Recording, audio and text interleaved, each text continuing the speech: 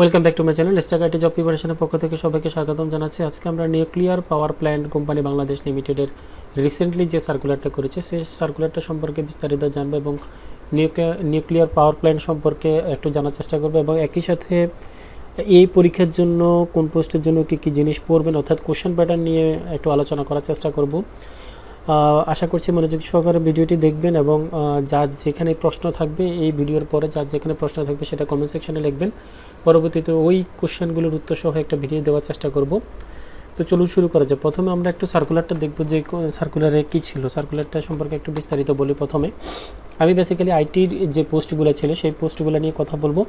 যারা এখন আমাদের স্টাক আইটি জব সলিউশন বইটি সংগ্রহ করেন তারা বইটি সংগ্রহ করতে পারেন এবং স্টাক আইটি জব সলিউশন গ্রুপে সংযুক্ত হতে পারেন। আমরা আপনাদের জন্য আইটি রিলেটেড যে পরীক্ষাগুলো আছে সেগুলো প্রিপারেশনের জন্য প্রস্তুতিমূলক পরীক্ষার আয়োজন করব এবং একই সাথে আপনাদের প্রস্তুতির জন্য যে অনলাইন কোচিং বা অফলাইন কোচিংয়ের ব্যবস্থা করব। তো এই নিউজগুলো পাওয়ার জন্য এবং চাকরির যে আপডেট নিউজগুলো তথ্যগুলো পাওয়ার জন্য আমাদের স্টাক আইটি জব সলিউশন গ্রুপের সাথে সর্বদা সংযুক্ত থাকবেন। সেজন্য আমাদের ফেসবুক গ্রুপ অথবা ইউটিউব চ্যানেলে চোখ রাখবেন। এখানে আমরা আপনাদেরকে নিয়মিত আপডেট দেওয়ার চেষ্টা করব। তো আমাদের ফেসবুক গ্রুপের লিঙ্ক এই ভিডিওর ডেসক্রিপশনে দেওয়া থাকবে, সেখান থেকে আপনারা চাইলে এখানে জয়েন করতে পারবেন। তো চলুন শুরু করি। প্রথমে এখানে আমরা আমাদের 4 নম্বর পোস্টটা আমাদের মেনলি 4 নম্বর পোস্ট এবং আমাদের লাস্টে হচ্ছে 8 নম্বর পোস্টটা। এই দুইটা পোস্ট হচ্ছে আইটি রিলেটেড পোস্ট অর্থাৎ কম্পিউটার এবং আইটি রিলেটেড পোস্ট হচ্ছে এই দুইটা নিয়ে আমি বিস্তারিত কথা বলবো। প্রথম যে পোস্টটা হচ্ছে 4 নম্বর পোস্ট।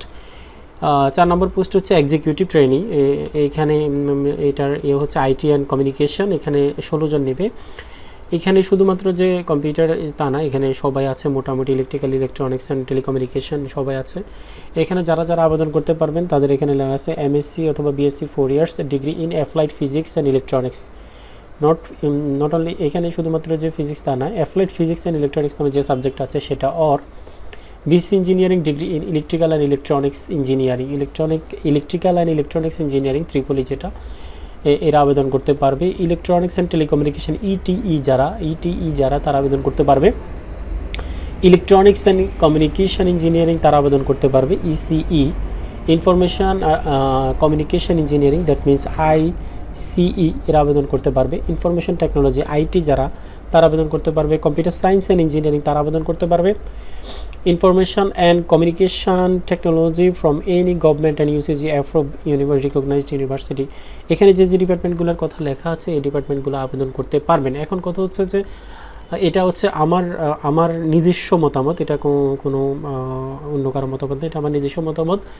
এই ডিপার্টমেন্টগুলোর বাইরে যারা আইটি রিলেটেড আরও কিছু সাবজেক্ট থাকতে পারে, কম্পিউটার সায়েন্সের কথা অনেকে কোশ্চেন করতে পারেন। এখানে কিন্তু কম্পিউটার সায়েন্স অ্যান্ড ইঞ্জিনিয়ারিং আছে, কম্পিউটার সায়েন্সের কথা বলতে পারেন, সফটওয়্যার ইঞ্জিনিয়ারিংয়ের কথা বলতে পারেন।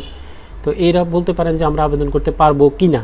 তো এই প্রশ্নের জবাবে এখানে যে লেখা আছে সেই লেখাতে এই দুটো ডিপার্টমেন্ট নেই। তো এই লেখা অনুসারে আপনি আবেদন করতে পারবেন না। কিন্তু এখন বিষয়টা হচ্ছে যে নিউক্লিয়ার পাওয়ার প্ল্যান্ট কর্তৃপক্ষ অনেক ক্ষেত্রে দেখা যায় যারা নিয়োগ বিজ্ঞপ্তিগুলো ছাড়ে তারা অনেক যে আইটি বা এই রিলেটেড যে পোস্টগুলো আছে, কী পোস্ট আছে, কী আপনার টেকনোলজি আছে, সেই টেকনোলজিগুলো সম্পর্কে বা ইঞ্জিনিয়ারিং যে প্রোগ্রামগুলো আছে সেগুলো সম্পর্কে না জানার কারণে অনেক ক্ষেত্রে বাদ পড়ে যায়। তো সেক্ষেত্রে যদি এমন হয় যে তারা বাদ পড়ে গেছে, আনফরচুনেটলি বাদ পড়ে গেছে, সেক্ষেত্রে আপনি যেটা করতে পারবেন আদার্স দিয়ে আপনার ডিপার্টমেন্টে উল্লেখ করে পরীক্ষাটা দিতে পারেন। সেক্ষেত্রে সর্বশেষ কী হবে সেটার উপরে সেটা পর্যন্ত অপেক্ষা করতে পারেন, পরীক্ষাটা অন্তত দিতে পারেন। আর যদি তারা একটু খেয়াল রাখবেন, যদি তারা এটা কিন্তু যদি বুঝে দেয় যে না এই শুধুমাত্র এই ডিপার্টমেন্টগুলো আবেদন করতে পারবে, তাহলে কিন্তু ফাইনালি আপনি যখন ভাইভাতে ডাক পাবেন তখন কিন্তু আপনি কিন্তু রিজেক্টেড হতে পারেন। ঠিক আছে, এইরকম অনেকেই এরকম মানে যে সার্কুলারগুলো হয় সেখানে অনেকেই কিন্তু ডিপার্টমেন্ট উল্লেখ না করার কারণে বা ডিপার্টমেন্ট সম্পর্কে বিস্তারিত না জানার কারণে এরকম হয়ে থাকে। যেমন নেস্কো সার্কুলার দিয়েছিল, সেখানেও ডিপার্টমেন্ট নিয়ে একটা ঝামেলা ছিল।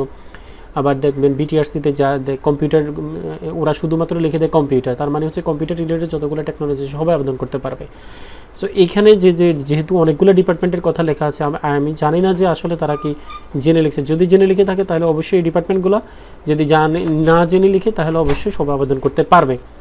তো আমার মতে আদার্স দিয়ে সবাই আবেদন করেন। সর্বশেষ আপনি যদি ভাইবা পর্যন্ত যান সেক্ষেত্রে যা হবার কপালে যা থাকবে সেটাই হবে। প্রথমে মানে হওয়ার দরকার, আপসেট হওয়ার দরকার নেই। এটা হচ্ছে আমার সাজেশন, ঠিক আছে।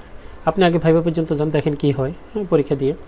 এরপর হচ্ছে জুনিয়র এক্সিকিউটিভ ট্রেনি, এইটা হচ্ছে diploma in engineering, diploma in computer technology, computer city আমরা বলি, and computer science and technology CST. এখন এখানেও সেম কথা, এখানে এই দুইটা ডিপার্টমেন্টের কথা উল্লেখ আছে এখানে, ঠিক আছে। এখানে কিন্তু অন্য কোনো কথা লেখা নেই। আমার যতটুকু এই সার্কুলারটা দেখি মনে হচ্ছে যে তারা জেনেই লিখেছে, কারণ এখানে কিন্তু আদার ডিসিপ্লিন বা এরকম কোনো কিছু লেখা নেই, ঠিক আছে, বা ইকুইভ্যালেন্ট শব্দটাও কিন্তু লেখা নেই। সেক্ষেত্রে আমার মনে হচ্ছে তারা জেনে শুনে লিখছে। তারপর আমার যেটা সাজেশন থাকবে, আপনি আদার্স দিয়ে ডিপার্টমেন্টের নাম লিখে, ওইখানে দেখবেন আদার্স একটা অপশন থাকবে, সেখানে আপনার ডিপার্টমেন্টের নাম লিখে, অবশ্যই কম্পিউটার রিলেটেড ডিপার্টমেন্ট হতে হবে, সেখানে আপনার ডিপার্টমেন্টের নামটা লিখে আবেদন করা উচিত। যেমন এখানে আপনার ডিএনটি বাদ পড়ছে, ডিএনটি বাদ পড়ছে, তারপরে আরও অনেক কিছু থাকতে পারে, কম্পিউটার সায়েন্স অ্যান্ড টেকনোলজি নামে সিএসটি তো এখানে আছেই, এরকম থাকতে পারে ডিপ্লোমা ইঞ্জিনিয়ারিংয়ের। সো এইখানেও সেম কথা যে আপনারা যারা এই দুইটা ডিপার্টমেন্টের বাইরে আছেন তারা আবেদন করার চেষ্টা করবেন। এখানে ডিপ্লোমা ইঞ্জিনিয়ারিং আবেদন করতে পারবেন, কোনো বিএসসি ইঞ্জিনিয়ার আবেদন করতে পারবেন না। আর এক্সিকিউটিভ ট্রেনিতে এখানে আপনারা বিএসসি বা এমএসসি ডিগ্রি থাকলে আবেদন করতে পারবেন এই ডিপার্টমেন্টগুলো, ঠিক আছে। এই হচ্ছে কথা। এখানে হচ্ছে 16টা পোস্ট, এখানে হচ্ছে 5টা পোস্ট। এখানে স্যালারিটা এখানে বিস্তারিত লেখা আছে, আপনার স্যালারিটা কত কী আসে বিষয় এগুলো সব কিছু লেখা আছে। ইনিশিয়াল 2 ইয়ার্স, আপনার 2 বছরের এটা প্রভিশনারি পিরিয়ড থাকবে। এই 2 বছর পরে আপনার চাকরিটা স্থায়ী হবে, তারপরে আপনার যে ফুল যে আদার্স সব কিছু বেনিফিট পেতে হলে আপনার চাকরিটা। তো প্রভিশনাল পিরিয়ডে থাকা অবস্থায় আপনি আমি যতটুকু জানি সব কিছু মিলিয়ে আপনি এক্সিকিউটিভ ট্রেনিং হিসেবে জয়েন করলে আপনি 62,000 প্লাস, হ্যাঁ এখানে লেখা আছে দেখেন, বেসিক্সের 62,400 এরকম একটা স্যালারি পাবেন। এবং আপনার ইয়ার জন্য গ্রেড 8 জন্য পাবেন হচ্ছে আপনার 48,000 প্লাস পাবেন। হ্যাঁ এই হচ্ছে বিষয়।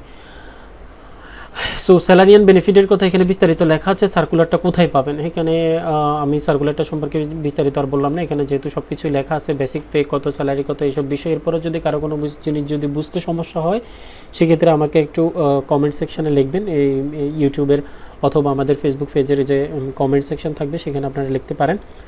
এ হচ্ছে বিষয়। আর এখানকার যে এটা হচ্ছে আসলে আমি বলি পাওয়ার প্ল্যান্ট, কিন্তু এটা কিন্তু ফুললি গভর্নমেন্ট না, এটা হচ্ছে আপনার বাংলাদেশ অ্যাটমিক এনার্জি কমিশনের আন্ডারে একটা প্রতিষ্ঠান। এটা হচ্ছে একটা পাবলিক লিমিটেড কোম্পানি, এটা হচ্ছে যে বাংলাদেশ অ্যাটমিক এনার্জি কমিশনের আন্ডারে এটা আসলে। সো এটা তাদের দ্বারা পরিচালিত হয়। প্রজেক্টটা এখন যে প্রজেক্ট আছে নিউক্লিয়ার পাওয়ার প্ল্যান্টে, এই প্রজেক্টে তারাই কাজ করছে বর্তমানে। এরপরে এই নিয়োগগুলো হয়ে গেলে আপনার নিউক্লিয়ার পাওয়ার প্ল্যান্ট কোম্পানি লিমিটেডের এই কার্যক্রমটা শুরু হবে।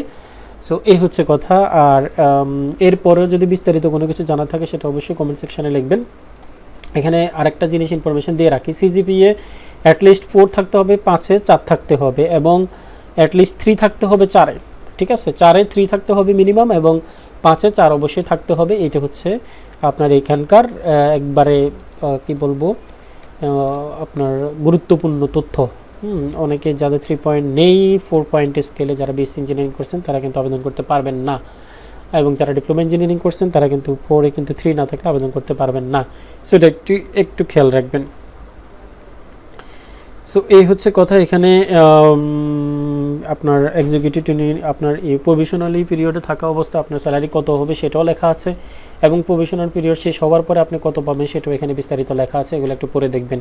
এরপরে আপনি আবেদন করার জন্য আপনাকে যেতে হবে npcbl.teletalk.com.bd, এই ওয়েবসাইটে যেতে হবে। এই ওয়েবসাইটে গেলে আপনারা আবেদন করতে পারবেন। আবেদনের সময়সীমা হচ্ছে 28/11 থেকে, অর্থাৎ গতকাল থেকে আপনার আবেদনের তারিখ শুরু হয়ে গেছে, এবং আগামী মাসের 23 তারিখ পর্যন্ত অনেক সময়, 23 তারিখ পর্যন্ত আপনি আবেদন করতে পারবেন।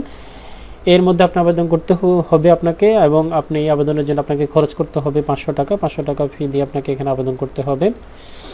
এই হচ্ছে বিষয়। এখন এইবার আসি হচ্ছে যে এই দুটো পোস্টের জন্য কোশ্চেন প্যাটার্ন কোনটার জন্য কেমন হবে, এখানে মোটামুটিভাবে একটু বলার চেষ্টা করব। এরপরে আপনাদের কমেন্ট অনুসারে আমি আরও বিস্তারিত দেওয়ার চেষ্টা করব।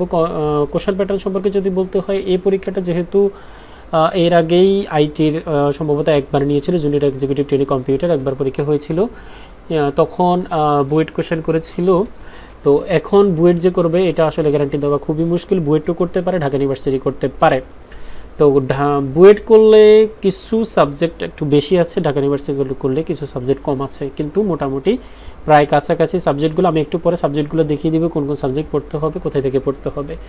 প্রথমে আমরা বলি হচ্ছে এক্সিকিউটিভ ট্রেনিং, এইটার ব্যাপারে 4 নম্বর পোস্টে বিএসসি অথবা এমএসসি ইঞ্জিনিয়ারিং যারা আবেদন করবেন তাদের জন্য। এখানে যেহেতু দেখতেই পাচ্ছেন যে এখানে সবাই আবেদন করতে পারছে, কম্বাইন্ড একটা পোস্ট। সো আপনাকে কম্বাইন্ডলি একটু পড়াশোনা করতে হবে। কম্বাইন্ড পোস্টের কী পড়াশোনা করতে হবে সেটা নিয়ে একটু বলবো।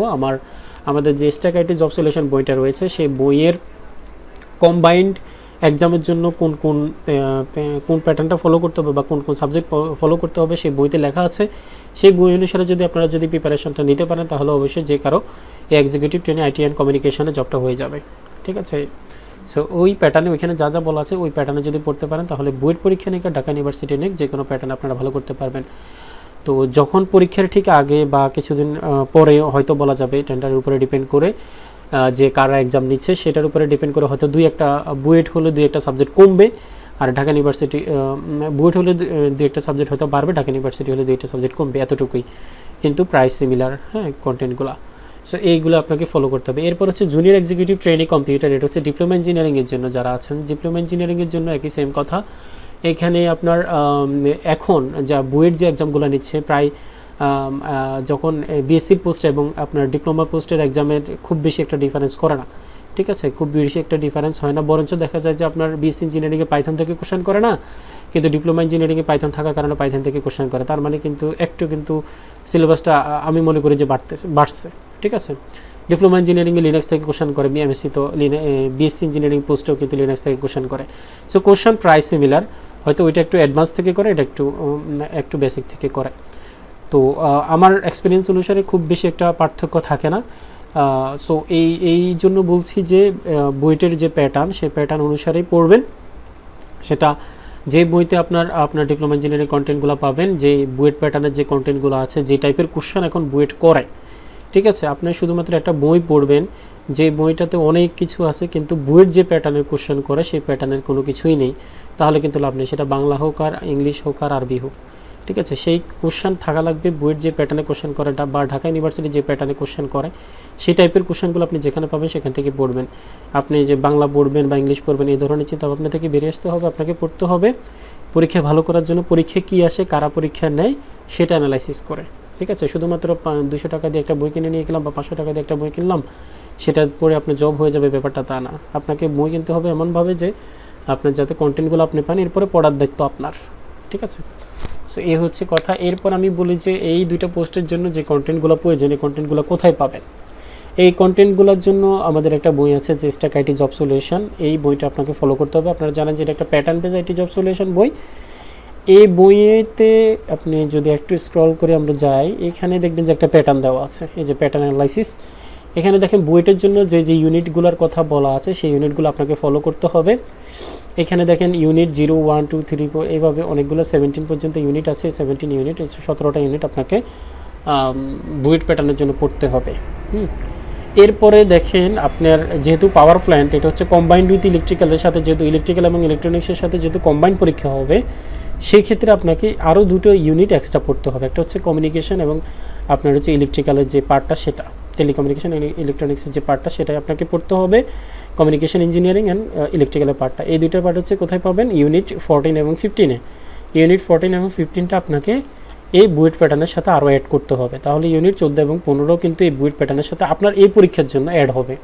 ঠিক আছে, সো বুয়েট যদি কোশ্চেন করে এটা থাকবে, প্লাস তার সাথে কম্বাইন্ড উইথ ইলেকট্রিক্যাল এটাও থাকবে। আবার ঢাকা ইউনিভার্সিটি যদি করেন, ধরেন ঢাকা ইউনিভার্সিটির আইবিএ করলো, সেক্ষেত্রে কিন্তু আপনার বুয়েটের মতোই প্রায় সিমিলার, কিছু কয়েকটা ইউনিট বাদ যাবে, কিন্তু একই সাথে আপনার কিন্তু ইলেকট্রিক্যালের সাথেও কিন্তু যেহেতু কম্বাইন্ড কোশ্চেন হবে সেহেতু আপনাকে 14-15 ইউনিটটা পড়তেই হবে। ইলেকট্রিক্যাল এবং কমিউনিকেশন এই দুইটা ইউনিট কিন্তু আপনাকে পড়তে হবে। সো এই জন্যই এই বইয়ের এই ইউনিটগুলো আপনারা যদি শেষ করতে পারেন তাহলে আমি আশা করছি আপনারা ভালো পরীক্ষায় নিশ্চিন্তে ভালো করতে পারবেন। ঠিক আছে, এই হচ্ছে কথা। এখন আমি একটু দেখিয়ে দিই যে আমার বইতে যে ইউনিটগুলো আছে সেই ইউনিটগুলোর সিলেবাসটা একটু দেখিয়ে দিই।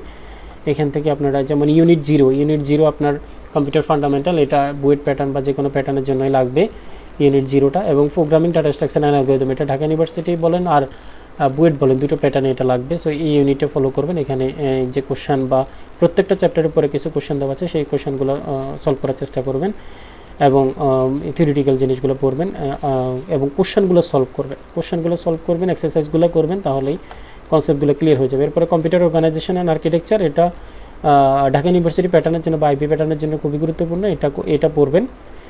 তো শর্টকাটে বলা আছে, উপরে আমি একটু আগে দেখিয়ে দিয়েছি কোন কোন ইউনিটগুলো পড়বেন, যদি ভুলে যান কোনো সমস্যা নাই, ওইখান থেকে ইউনিটগুলো দেখে আপনারা পড়বেন।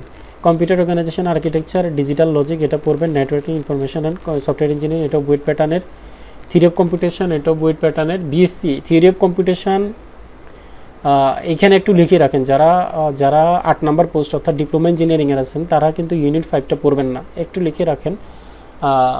যারা ডিপ্লোমা ইঞ্জিনিয়ারিংয়ের যারা আছেন তারা কিন্তু ইউনিট 5 অর্থাৎ থিওরি অফ কম্পিউটেশন কিন্তু পড়বেন না। তারপর ইউনিট 6 কম্পাইলার ডিজাইন পড়বেন না। তারপর অপারেটিং সিস্টেম পড়বেন। আমি ডিপ্লোমা ইঞ্জিনিয়ারিং কথা বলছি যে কোনটা বাদ দিবেন, ইউনিট 5টা বাদ দিবেন, ইউনিট 6টা বাদ দিবেন, ঠিক আছে। তারপরে হচ্ছে যে ইউনিট 9টা বাদ দিবেন, ইউনিট 9 বাদ যাবে। তারপরে হচ্ছে এই ডিপ্লোমা ইঞ্জিনিয়ারিংয়ের জন্য এই 3টা ইউনিট বাদ যাবে। আর যারা আছে বিএসসি তাদের জন্য কিন্তু এগুলো সবগুলোই বুয়েট প্যাটার্নে থাকবে, ঠিক আছে। মাইক্রোপ্রসেসর বিএসসি ডিপ্লোমা 2টার জন্য লাগবে। টেলিকমিউনিকেশন পার্ট এই পরীক্ষার জন্য দরকার নেই, ঠিক আছে, টেলিকমিউনিকেশন পার্টটা ইউনিটের জন্য দরকার নেই। তারপরে ইলেকট্রোম্যাগনেটিক স্পেকট্রাম এইটাও দরকার নেই। তারপর হচ্ছে লিনাক্স অ্যান্ড ইউএমএল এইটা বুয়েট প্যাটার্নের জন্য দরকার, 17 ডিফারেন্স হবে এটা দরকার। তারপরে হচ্ছে 18 আর 19 ইলেকট্রনিক্স অ্যান্ড ইলেকট্রিক্যাল, এই 2টা ইউনিট হচ্ছে যেহেতু কম্বাইন পরীক্ষা হবে 18 এবং 19 এই 2টা কিন্তু আপনাকে পড়তে হবে, ঠিক আছে। 18 এবং 19 ইলেকট্রিক্যাল এবং ইলেকট্রনিক্স এই 2টা ইউনিট, এবং 20 হচ্ছে এক্সারসাইজ, এখানে আপনার কুয়েরিগুলো আছে, নেটওয়ার্কিংয়ের এক্সারসাইজ আছে, প্রোগ্রামিংয়ের এক্সারসাইজ আছে, ডাটা স্ট্রাকচারের এক্সারসাইজ এবং অপারেটিং সিস্টেমের এক্সারসাইজ। এই এক্সারসাইজগুলো করলে মোটামুটি এখান থেকে ভালো একটা কমন পাওয়ার সম্ভাবনা থাকে, ঠিক আছে। এরপরে কমিউনিকেশন ইঞ্জিনিয়ারিংটা পেয়ে যাবেন আপনারা হচ্ছে যে 21 এবং 22 অধ্যায় মডুলেশন এবং communication system, digital communication system নিয়ে কিছু ম্যাথমেটিক্স প্রবলেম আছে, সেগুলো পড়বেন। এবং এগুলো করলে মোটামুটি এই কয়েকটা ইউনিট আপনার কম্বাইন পরীক্ষার জন্য খুবই ইম্পর্টেন্ট। ইউনিট 21, 22, 20 তো এক্সারসাইজ, ইউনিট 19 এবং ইউনিট 18 এই হচ্ছে বিষয়। ইলেকট্রনিক্স, কমিউনিকেশন এই 3টা যেহেতু কম্বাইন পরীক্ষা হবে, এই 3টা ইউনিট পড়বেন 21, 22, 18, 19। আর বাদ বাকিগুলো কম্পিউটার যারা আছেন তারা যে সবার জন্য সেম। ডিপ্লোমা ইঞ্জিনিয়ারিংয়ের জন্য কোন ইউনিট বাদ দিয়েছিলাম, কোন ইউনিট 5 ডিপ্লোমার জন্য বাদ দিয়েছিলাম, ইউনিট 6 ডিপ্লোমার জন্য বাদ দিয়েছিলাম এবং ইউনিট 9 ডিপ্লোমা ইঞ্জিনিয়ারিংয়ের জন্য বাদ দিয়েছি।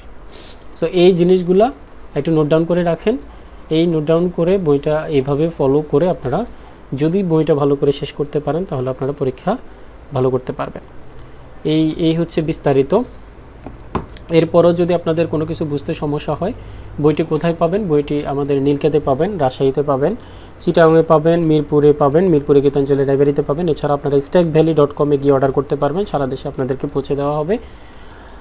তো এই হচ্ছে বিস্তারিত। এরপরও যদি আপনাদের কোনো কিছু বুঝতে সমস্যা হয় বা বই সম্পর্কে জানতে হয় বা নিউক্লিয়ার পাওয়ার প্ল্যান্ট সম্পর্কে বা অন্য কোনো জব সম্পর্কে যদি জানার আগ্রহ থাকে, সেক্ষেত্রে আমাদের যে ফেসবুক যে গ্রুপ রয়েছে সেখানে সংযুক্ত হয়ে আমাকে সেখানে কোশ্চেন করতে পারেন, অথবা আমাদের যে ইউটিউব চ্যানেল রয়েছে সেখানে কমেন্ট সেকশন আছে, সেখানে কমেন্ট করতে পারেন, যে কোনো জিজ্ঞাসা সেখানে করতে পারবেন। আমি সময় করে আমার সুবিধা মতো আপনাদেরকে উত্তর দেওয়ার চেষ্টা করব। তো সেই আশাবাদ ব্যক্ত করে আজকের ভিডিও এখানে শেষ করছি। ধন্যবাদ সবাইকে, সবাই সুস্থ থাকবেন, ভালো থাকবেন।